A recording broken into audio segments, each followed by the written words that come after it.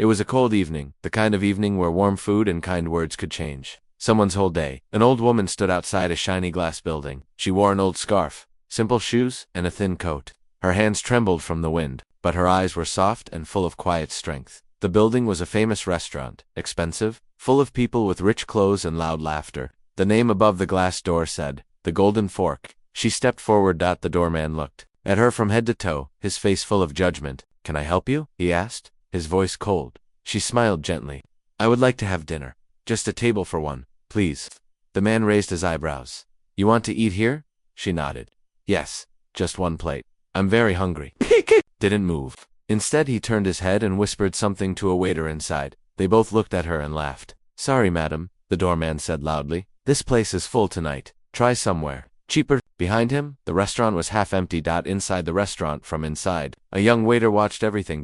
His name was Yan. He stood by the counter, holding a tray. His uniform was clean. His face looked calm, but inside his chest, his heart was beating fast. He knew that woman. She wasn't just another customer. She was his mother. But no one else in the restaurant knew that. They didn't know Ayan's story. They didn't know her story. She had asked Ayan to keep it secret. "I don't want your job to be in danger because of me," she had said. So he watched, quietly, painfully, as the staff treated her like trash. The mockery begins. A group of rich guests near the entrance noticed the scene. One of them, a young woman in heavy makeup and diamond earrings, laughed loudly. "Oh my God, is she lost? She thinks this is a shelter or something." Another man smirked. "Maybe she's here to clean the tables." The laughter grew louder. The old woman lowered her eyes, her hands clutching her scarf tighter. Still, she didn't say anything rude. She just stood quietly. Ayan's fingers tightened around the tray, his jaw clenched, but he stayed still. The manager arrived. Then came the manager. His name was Rizwan. He walked with pride, a shiny watch on his wrist, his nose always a little too high. He believed rich people were better. He believed poor people should stay invisible. He walked to the door and gave a fake smile. "Hello, ma'am. I think you may be in the wrong place," the old woman said softly. "No, I'm here for dinner. I can pay. I just want one meal." Riz gave a short laugh. "Not kind, cruel, really. Do you know how much one plate costs here?" "I don't mind." He leaned in and whispered, but loudly enough that people could hear. "Listen, auntie, we don't want trouble. You'll scare the other guests. Please leave."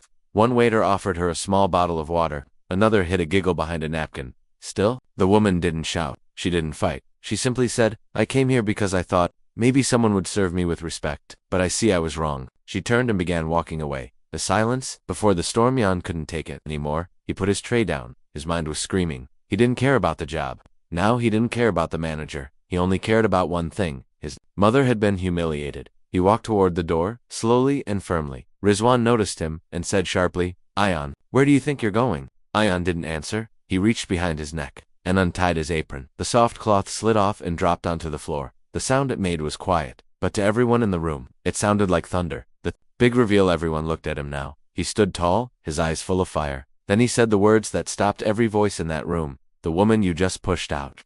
That's my mother." Dead silence, no more laughter. Even the girl with diamond earrings froze. The manager blinked, confused. What did you say?" Ayan stepped closer. "She gave me everything I have. She fed me when she had nothing left for herself. And you threw her out like she's trash." No one moved. Some guests looked away in shame. Ayan looked at the staff. His voice was firm. "I cleaned your dishes. I served your food. I took every insult quietly, but not this. Not today." Closing scene cliffhanger. He turned to leave. At the door, his mother stood there still. Her eyes were wide. She had heard everything. She saw the apron in his hand. Ayan took her hand gently and said, "You're not leaving like this. You're not invisible. Not anymore." He looked back at the staff, the customers, the manager. His next words were cold and clear. "You laughed when she was forced out, but I promise you, you won't be laughing tomorrow." He opened the door for her, and they walked out together. The room stayed silent. No one laughed now. Not a single sound, only the quiet footsteps of a mother and son. Walking away from the shame of others, the restaurant was still quiet after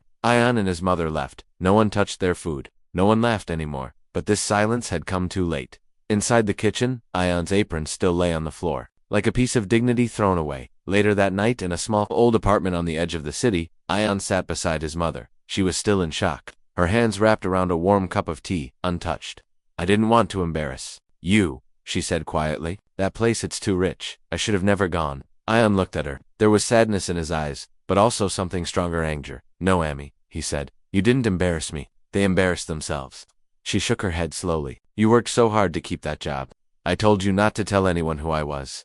Ayan held her hand. "I stayed silent for too long. I thought if I worked hard, they'd respect me. But now I see, they only respect money. A glimpse into the past. Ayan's life hadn't always been quiet. Once, years ago, his mother owned a small food stall. It wasn't fancy, but it was full of love. She cooked with her own hands. Students, taxi drivers, even office workers came every day to eat her famous lentil curry and people didn't come because it was cheap. They came because it felt like home. But then, one day, that small stall was gone. The land was sold to rich businessmen. They bulldozed everything without warning, without mercy.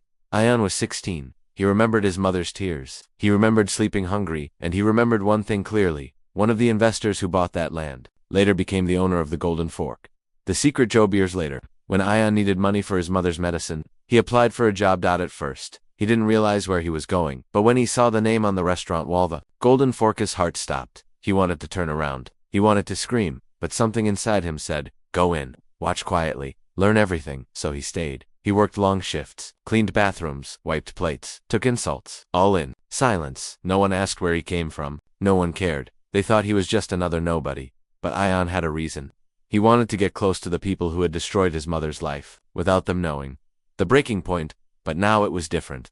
When they laughed at her, pushed her out, Ayan couldn't stay quiet anymore. He had protected their dignity for too long. Now, it was time to protect hers. The decision that night, Ayan sat at the small dining table and opened an old metal box. Inside were faded documents, a business registration form with his mother's name, a letter from a retired investor who once promised to help them rebuild, and something most people didn't know, a share certificate showing 30% ownership in an old company that was merged into the Golden Fork years ago. Ayan had never used it. He didn't even understand how much power it held. Until now. He looked at his mother. "Ammi," he said, "I've stayed quiet all my life, but I'm not just a waiter anymore." She looked at him, confused. "I have something they don't know, something that makes them answer to me."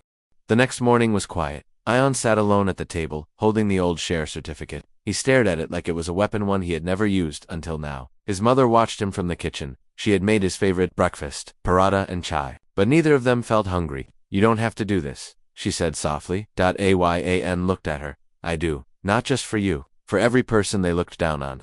Flashback. Years ago, Ayan's mother, Zulika Begum, once worked in a tiny kitchen behind an old hotel. She wasn't just a cook, she had flavor in her fingers. The owner of the hotel, an older man named Mr. Haroon, noticed how guests returned again and again just for her food. He believed in her. One day, he said, "Zulika, I want to invest in your own place. You'll run the kitchen, and I'll handle the business." She smiled, unsure at first, but eventually said yes. That's how a small restaurant called the Humble Spoon was born. It wasn't fancy, no marble floors or golden chairs, but the food spoke louder than any decoration.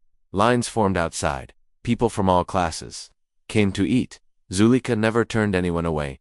Not the poor, not the rich, not the tired student with only coins in his hand. But then came the offer. 1 year later, 2 wealthy men visited. They praised the restaurant but said it needed to grow. One of them was the owner of a new brand idea, the Golden Fork. "We want to build something big," he said, "but we'll need the land and the customers." They offered to buy the place, promising Zulika a share in the new restaurant, in her own kitchen, inside. "You'll be part of something greater," they said. It sounded like a dream. Zulika agreed. She signed the papers, trusting them. The betrayal. Weeks later, bulldozers came. They told her she wasn't needed anymore. Her recipes were stolen. Her name was never mentioned again. The papers she signed, full of tricky words she never understood. The Golden Fork opened without her. They said the kitchen would have a modern chef. She cried for weeks. Ayan, only 16, saw everything. Back to the present now, sitting at the table. Ayan opened the faded folder. Inside, with shaking hands, he found the real share certificate, the one Mr. Haroon had quietly left for them. Before passing away, it was never cancelled. It still held power, 0.30%, ownership enough to shake the restaurant. The Kalian picked up the phone. He dialed the office. "Number of the Golden Fork's legal department." "Hello," said a formal voice. "Who's speaking?" "My name is Ayan. I have legal documents regarding your original investor, Zulika Begum. She still holds shares in the company you're managing." There was silence. Then, "We will have someone call you back." "No," Ayan said. "I'm coming there today, with the papers." And he hung up. Rizwan's panic. Back at the restaurant, manager Rizwan sipped his coffee when his phone rang. The voice on the other side was sharp. "Do you know someone named Ayan?" Rizwan frowned. "Yeah, he used to work here. Quiet kid. Quit yesterday." "Well, he's not just a waiter. He's coming in with legal documents showing his mother owns part of this business." Rizwan dropped his cup. "What? That poor woman? She can't."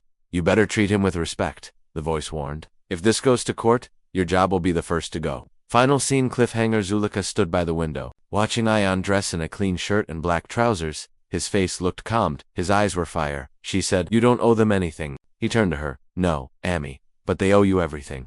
He picked up the file. "Today we speak the truth." The screen fades to black dot.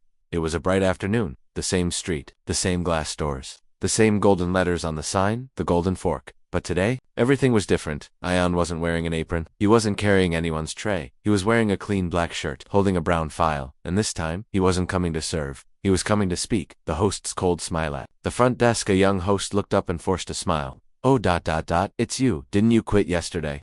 Ayan calmly placed the file on the counter. "Tell Rizwan, I'm here. He'll know why." The host hesitated, but one look at Ayan's eyes and he ran inside. Rizwan's shock inside the manager's office.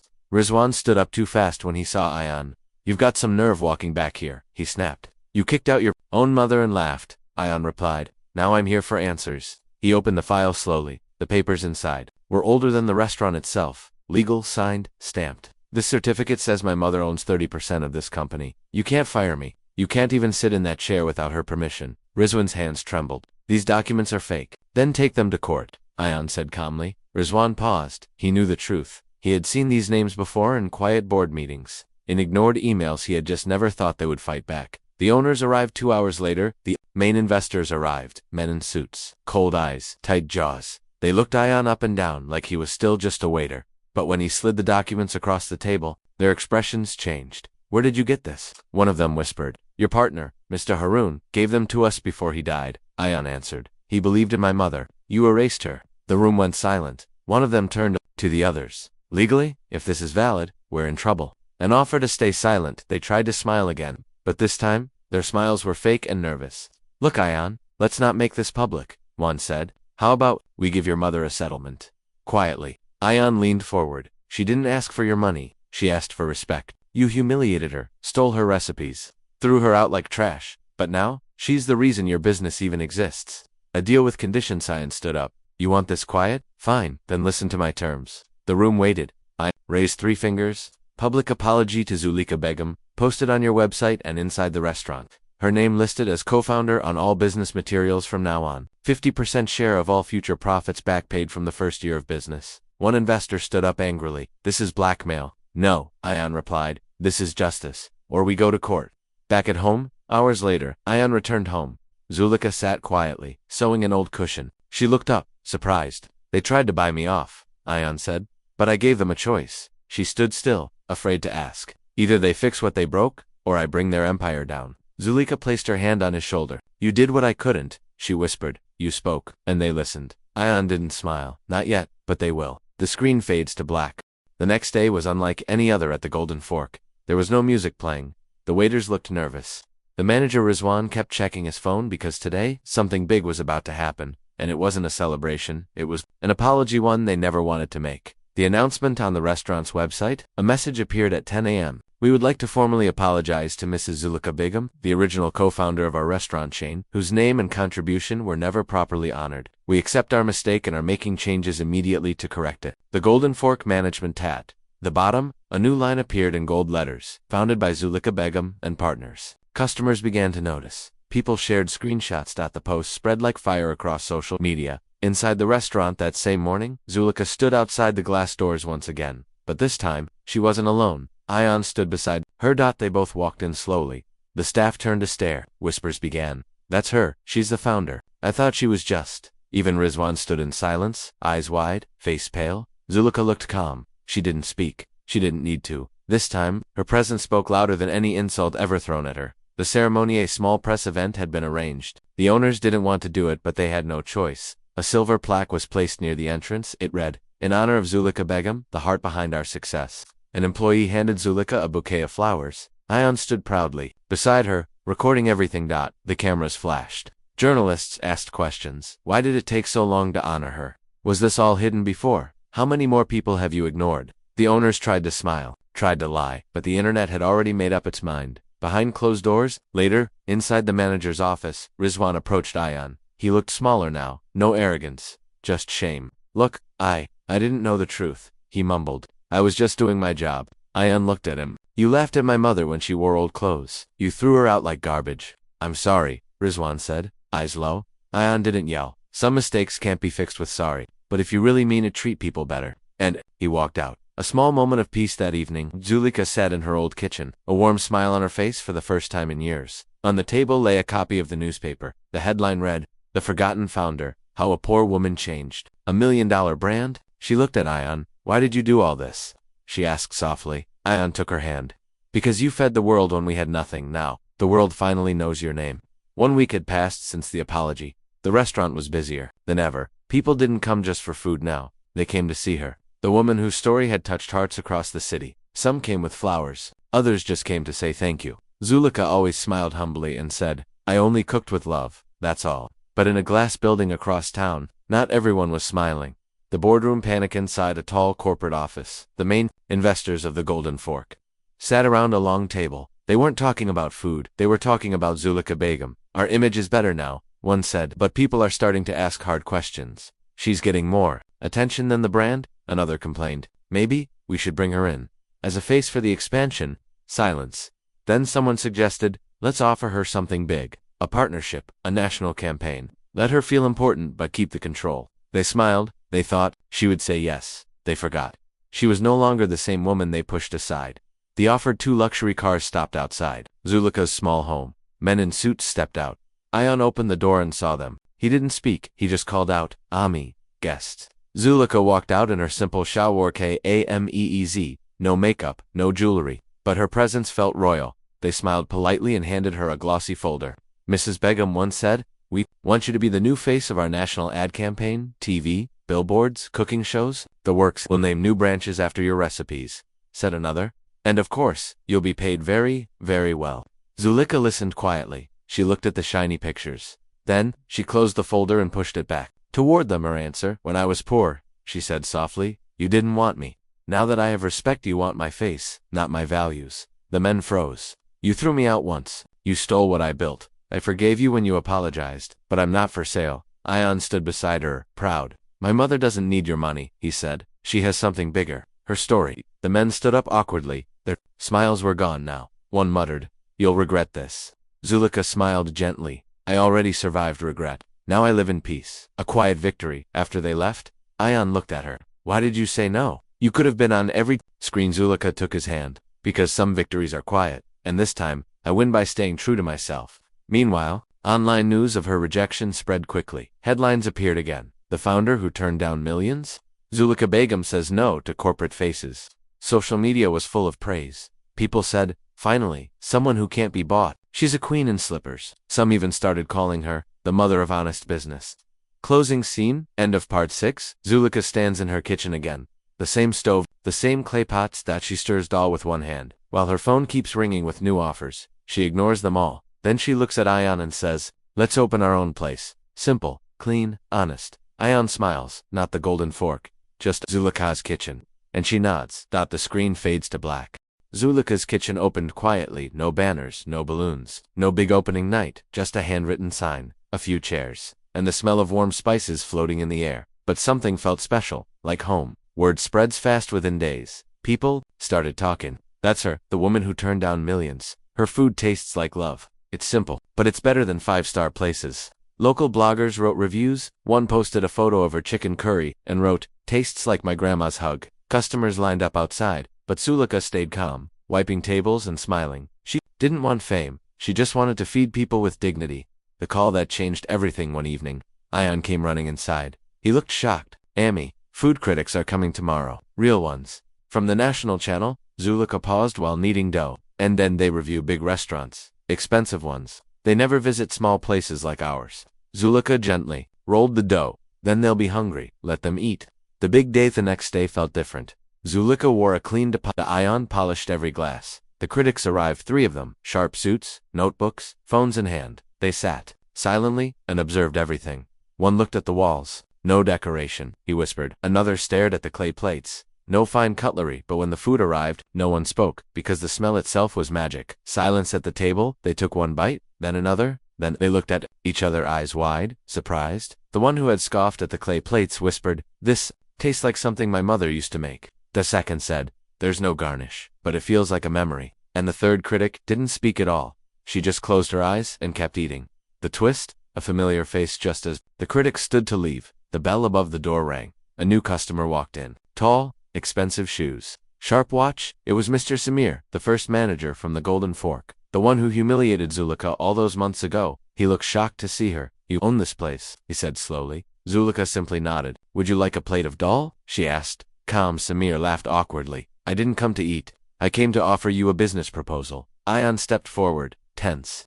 "She's not interested," but Zulika raised her hand to stop him. She looked Samir in the eyes. "Why now?" "Because your story is everywhere," Samir admitted. "You're becoming a brand. I can help expand, open more locations. Fast." Zulika smiled politely, then gave the same answer she always did. "I don't serve to become famous. I serve to become full. If your hunger is for money, eat elsewhere." Samir blinked, speechless, and walked away. The surprise review later that night, Ayan refreshed his phone, then gasped. "Emmy, look." On the critic's food blog was a headline. "We found the soul of our country in a small kitchen. 5 stars, pictures, a video of Zulika stirring her pot, smiling gently, and one line at the end. Sometimes, greatness isn't built, it's remembered. Zulika's kitchen is more than food, it's a feeling." Months had passed. Zulika's kitchen was now more than just a restaurant. It had become a symbol, a place where the poor and rich sat side by side, where people didn't ask for discounts. They offered tips from their hearts. Journalists wrote about her. Foodies traveled from other cities just to taste her dal, and schools began to tell her story in their morning assemblies. But then came an invitation, one Zulika never expected. The invitation Anne brought in the letter one morning. He read it aloud, his voice shaking with excitement. "You are invited to speak at the World Food Forum in Karachi, to share your journey and your secret recipe." Zul smiled softly. "They want my story." "No," Ayan said. "They want your heart." The grand event hall was filled with chefs, business owners, and celebrities. Bright lights, flashing cameras, expensive clothes, and in the middle of the stage stood a simple old woman in a white scarf. Zulika didn't carry a paper. She didn't have a SLIDESHOW. She only had one thing in her hand, an old notebook, torn, stained, and full of handwritten recipes. She spoke softly, but every ear listened. "Zulika's final recipe. This book is not full of food," she said. "It's full of lessons." She opened a page. "This one fed us the day my husband lost his job. This one kept my son warm when we had no gas. This one was made the day I was thrown out of a restaurant I helped build." The audience went silent. Some lowered their heads. Others had tears in their eyes. Then she said, "But there is one recipe I never wrote down. It has no ingredients, only instructions." She smiled, then slowly spoke each line. "The recipe that changed the world. Start with respect for every human, rich or poor. Add kindness 1 spoon at a time. Mix in honesty even when it's hard. Let it simmer with patience. And serve it with love. Always with love." There was silence in the hall. Then, a single clap, then another, and suddenly a standing ovation. A powerful ending. Later, a reporter asked her backstage, "How does it feel to go from janitor to icon?" Zulika chuckled. "I never changed. I was always a cook. The world just finally tasted my truth."